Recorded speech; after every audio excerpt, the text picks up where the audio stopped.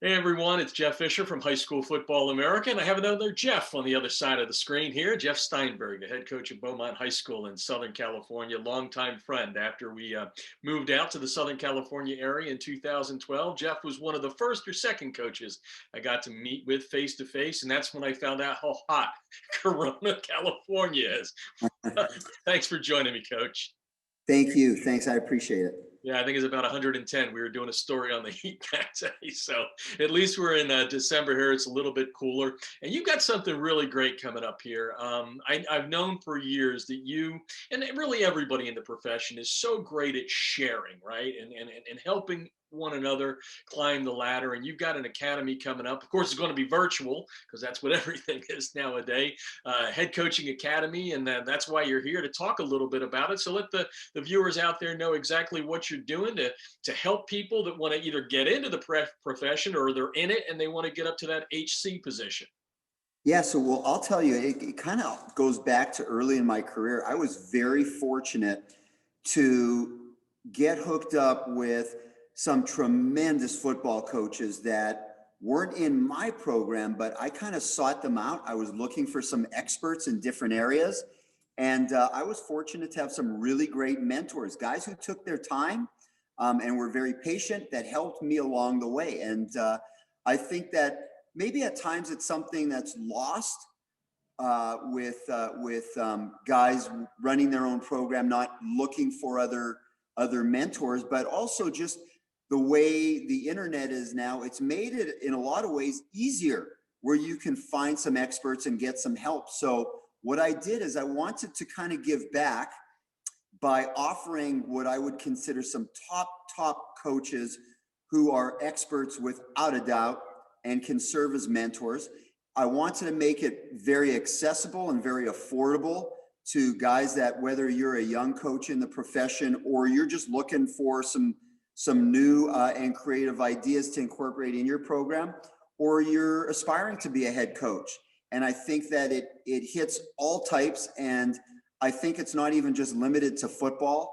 We've had some coaches from other sports sign up as well. So we're really excited. It's going to be 2 days, 12 sessions, 7 experts sharing what makes their programs unique and great. And we're going to put all the information you need to know to sign up. We're going to have the links on highschoolfootballamerica.com. So just go to the page there to do that. But because this part is the video part, what are the days of the program, the clinic that you're going to have? So it's gonna run on a Saturday, Sunday, January 23rd and 24th, and we're gonna get started at 8:45 a.m. Pacific, and it's gonna run for about 3 hours each day. And every hour there's gonna be 2 speakers on the hour. And the other great thing is all the sessions are gonna be recorded. So if you register for it, you'll be granted access to those video recordings after we're done. Now, you mentioned it earlier. We're all kind of getting better at this technology. I used to do a podcast. You didn't see my ugly face. Now you got to see my mug. We're doing Zooms. We're doing all that sort of stuff. Tell me about your personal experience with you and your staff there, how you've been able to evolve and come into, I guess, the 21st century with, technology during these COVID days. So we've kind of taken the mantra like never let a good crisis go to waste. And we've actually found that there's things that we're going to continue to do in our program that we've learned from COVID. So, football coaches, I think, are some of the greatest people at about in terms of adapting and overcoming. And I found that us, like most programs, within a few days of COVID, when we go back to March, we're up and running with their guys on Zoom. And so we use Zoom with our program throughout COVID, and I know there's other platforms as well. It's allowed us to connect and stay connected with our players that way, whether we were having team meetings, doing an install, or even doing online workouts. And then the other thing that we've done with the use of technology to stay connected is we've used Google Forms for our team as well to prod and poke and we do a thing that the players have to do their weekly commitments, and they get the form on Sunday, And then by Sunday night, they have to fill out their commitments for the week. And there's some things that are athletic and football related, but most of the stuff is just personal, social, emotional stuff that we think that anybody who wants to improve and get better and be elite in the way they live their life would be something that they would do. So these are all things that once we get back to normal and we have our workouts, I see us being able to meet with our team on Zoom at various points throughout the year. I see us be able to bring speakers like we have from across the country. So we're doing it for this work, for this this academy, but we've also done it for our team, where maybe those speakers aren't so accessible, and we've made them accessible to our team during COVID. So that'd be something else that we're going to continue doing, and obviously the Google Forms for their commitment sheets. Coaches, no doubt, are the best at adapting. And before we send you away here, we're going to talk a little bit about some of the things you've done. But not that I want to give away your head coaching clinic coming up here, but one of the things that I'm always fascinated by, and it's not just coaching, you can use this in business and really all walks of life. It's that interview, right? So when you have an opening on your staff, and you're getting people from maybe just from outside of the area that don't know you and all that. Tell me a little bit about the key questions, that those questions you like to ask, that's going to tell you whether that guy's a fit for your program or not. So part of it is the interview, and I recognize that some guys are incredible coaches, but may not be great at interviewing. And some guys may be great at interviewing, but you got to cut through that stuff to see whether they're a good coach or not. So there are some things during the interview that I would ask, but I also think that it's very important following the interview to, vet them out, to find out about them, to see what they've done in the past, whether they are coming from youth football or another state. And so I think there's three key things that we need to find out. Like, the very first thing is, I'm going to ask questions, and I'm going to look into their background to find out, does this person have a passion to work with today's youth? Because that's got to be above and beyond, because otherwise you're going to get worn out, or you're going to hate it, or, you can be an expert in football, but if you don't have a passion at working with our young men in today's society, it's going to be really hard. The second thing is, they have to share and be able to sell my vision of where I see our football program going and what my philosophy is about working with youth. So that would be the second thing. And these would all be questions and just dialogue, open dialogue that would be built around this. And then the third one, which is pretty important too, is making sure they're an expert in their field. So if it's going to be somebody coming in to coach running backs, they've got to have a good base knowledge and a good background, and tied into all this would be somebody that wants to be a lifelong learner, because you never stay the same. You've got to get better. There's always new and better ways to do things. One of the most interesting comments I've had from coaches when I ask that question is, passion is always somewhere near the top of it, and that desire to be involved in it. But it's amazing to me how many coaches will say, Jeff, you know what? I need all of the other stuff. It's not so much the X's and O's, because I can help teach that. And that always shocks me. And I think it might shock some of the viewers of this video that may not be just coaches. They may just be fans of that. Do you subscribe to that you need all that other stuff you talked about? And the X's and O's, you can kind of bring them along. Yes, you need the intangibles, because the X's and O's, if somebody has the first two and they're savvy enough and they've coached, a good coach is a good coach. I believe that you can take somebody who's a great basketball coach and bring them into football, and they're going to be a great football coach. It's just basketball is their passion. And we've also had people in our program that coach on one side of the ball and they move to the other, and they just need some of those things and resources to get there. But if you are lacking the other two things, and you're not passionate about working with kids and the game of football and what it can do, I think that all the X's and O's in the world won't help you. And I think that's where this academy is really great.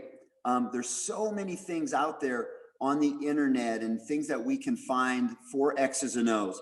There's just not a lot of stuff out there to help a coach become a better coach and help them grow their program and offer the young men that are in their program, and young women, offer them so much more. And that's what this aims to do with this workshop academy.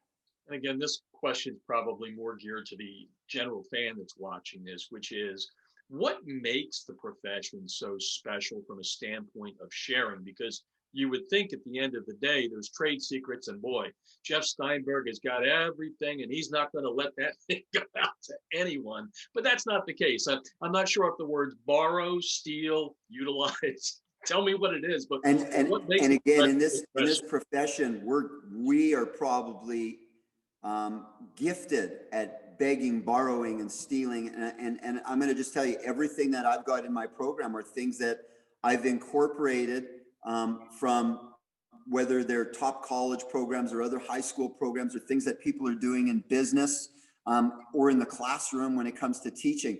There are things that I found that, you know what, that would be a good fit for my program. But there's probably also a lot of great things out there that maybe didn't mesh with what we're doing either.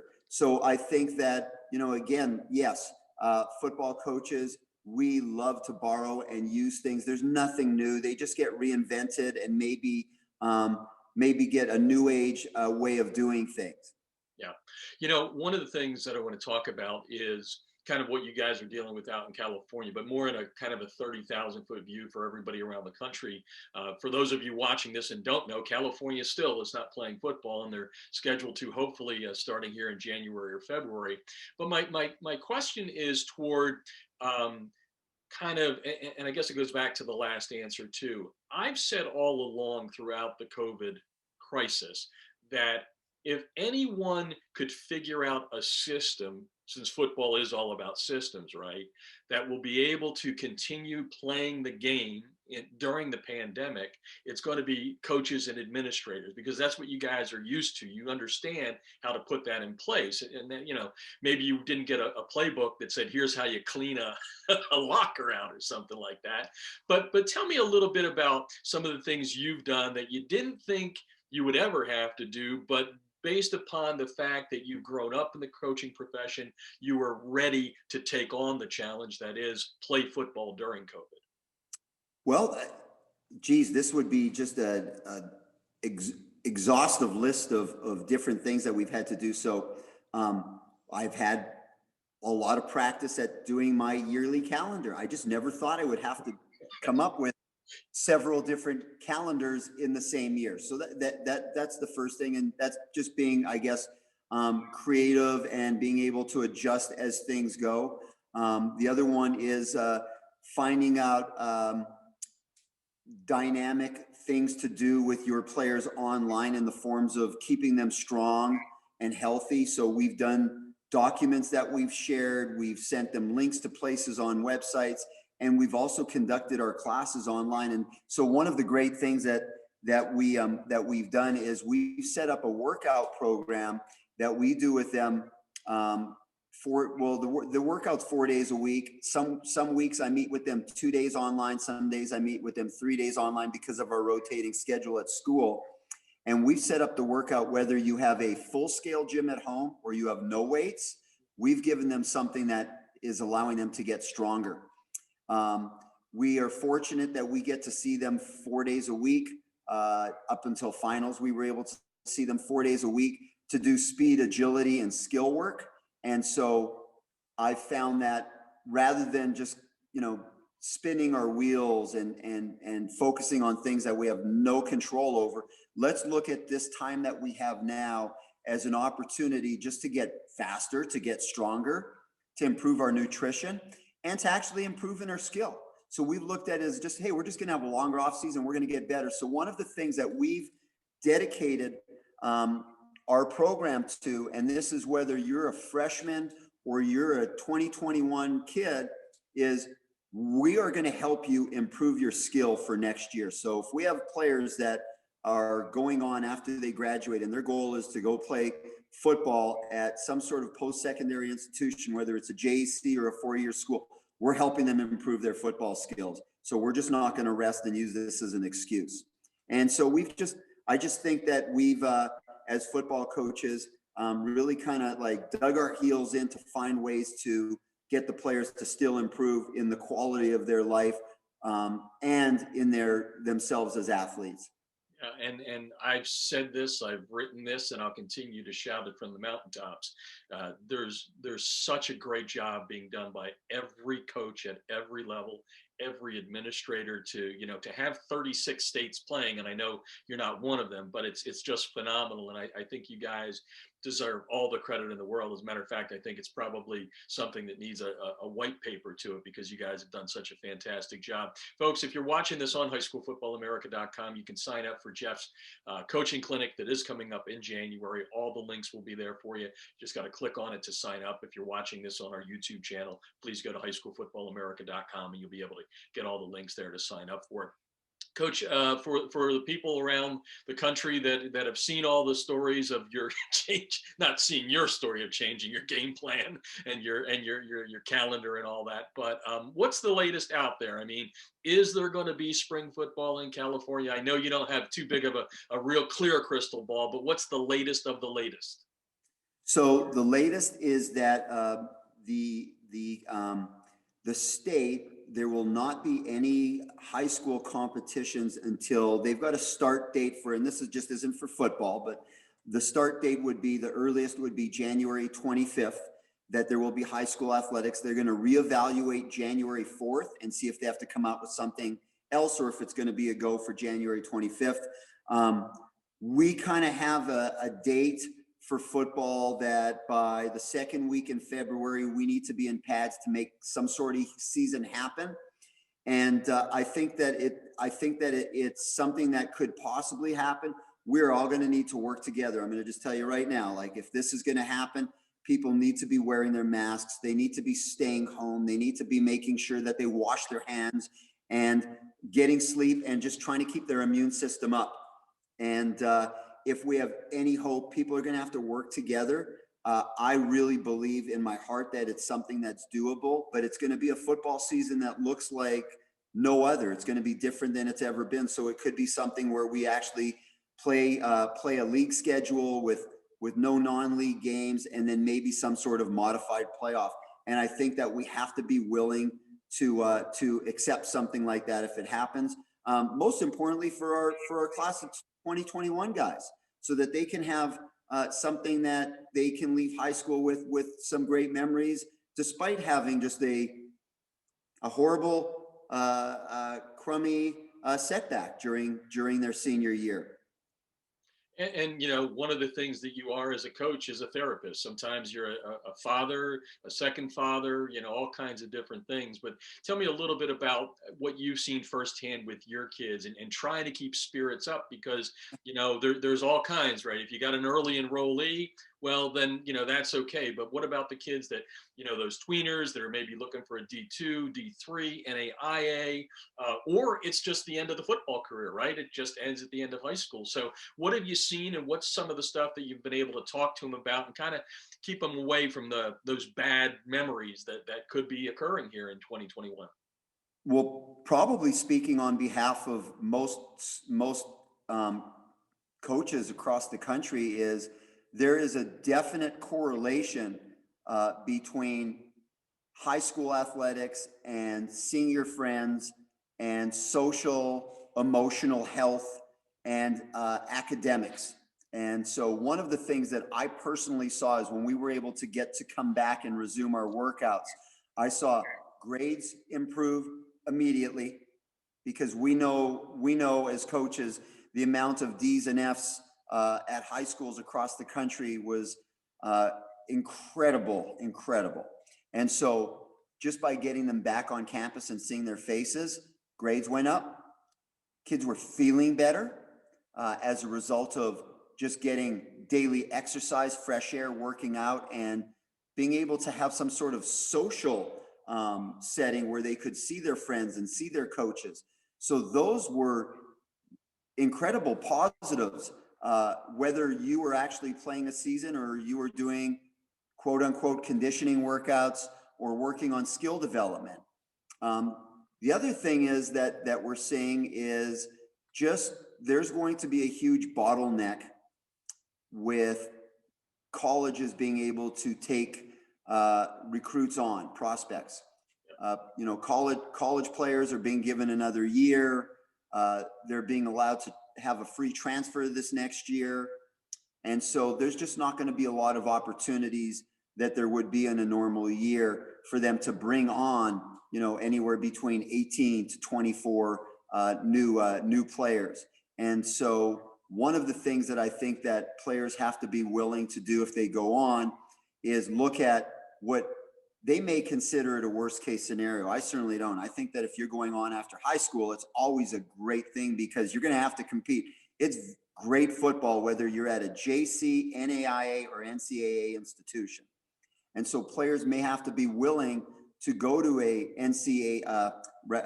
junior college, a community college for a semester, or go there for 2 years. Players may have to be willing to gray shirt before they even go on to a junior college for a year. I think that they're going to have to be adaptable as well.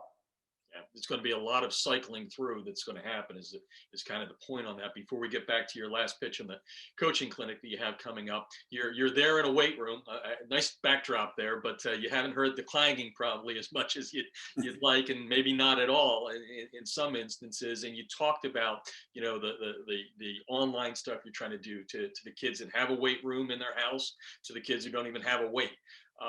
And my question is this: as you bring them back, I mean, it's always the as a coach, you want to go, right? Time to hit the gas. Let's go. We just got to go ahead. Let's go and do it. But you don't know. You're going to have all kinds of levels of kids, right? Kids that could work out, kids that couldn't work out. So how do you temper that? And what does that preseason look like when you get the go ahead to go? Yeah, so when we get the go ahead, we think that just by seeing them 4 days a week, we've built up somewhat of I guess you would call it a base. I think that, and this is a whole different talk, but conditioning for football, a lot of coaches get it totally wrong.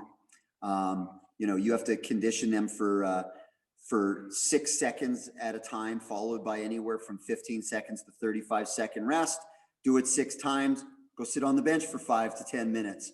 So I'm more interested in building up their strength, power, and speed reserves. But again, that's a whole different talk. But you're right. We're going to have kids that we start at various points based on what they have at home, and based on the work that they put in on their own. And so I think that we need to really pay attention to those levels that kids are at, because it's not like preparing them for an all-star game where you're just going to play a one-game deal. We have to make sure that they're getting in shape, football condition, to play anywhere between, depending on the state that you're in, anywhere between 5 to 16 or 14 games. And that would probably be on the high end, but probably somewhere in our state is going to be somewhere between 5 to 9 games. Little different than a normal season, but you still have to be ready to be able to go through the rigors of a weekly game and preparation when you're getting ready for something like that as well. Yeah, and I think there's also a mental aspect to it as well, because you're going to have kids that they're going to be like a caged lion, right? They're going to go out there, they're going to want to hit and all that, and then you're going to have some kids that have been watching the news and see all the things that are being talked about with COVID, which is a very serious situation, obviously, and safety comes first. So you're also going to have some conversations there with kids that hit on all of that whole spectrum, right? From the kids that are like, get the ball out there, coach. I'm ready to feel that pain. And then you're going to have the other kids like, oh man, coach, convince me that it's okay to be playing right now. So what's that talk look like? Have you thought about that? Just from what I've seen with our own kids, I think they're kind of raring to go. And I don't need to worry too much about like convincing kids, like, come on, we got to get ready.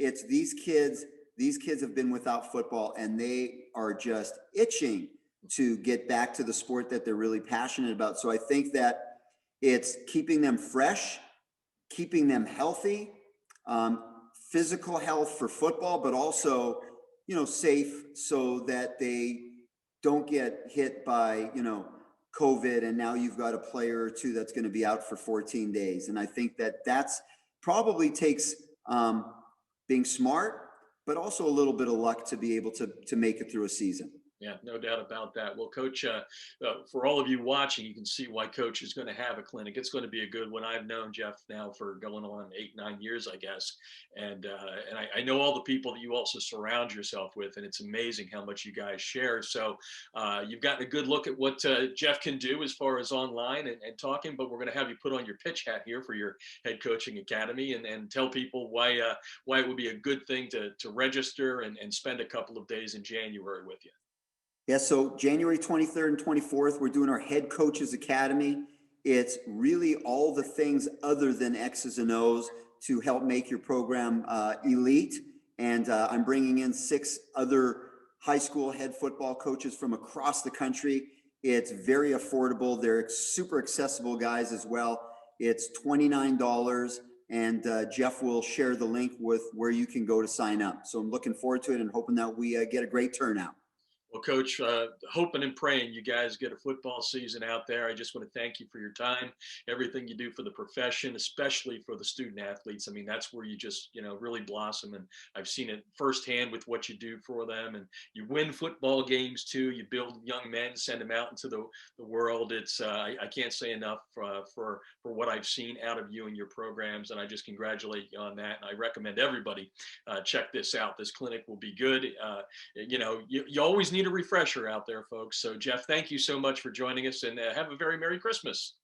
Thank you, Jeff. I appreciate all you do for high school sports. So you have a great holiday and all the best into 2021.